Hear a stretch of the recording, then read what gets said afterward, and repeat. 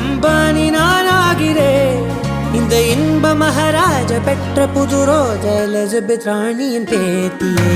தாயே தாயே மகளன வந்தாய், தந்தை சிந்தை நலமுற வந்தாய்.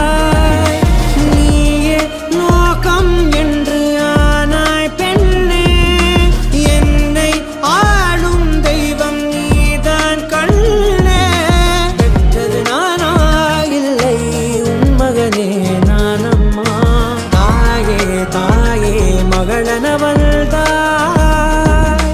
தந்தை சிந்தை நலமுற வந்தாய்.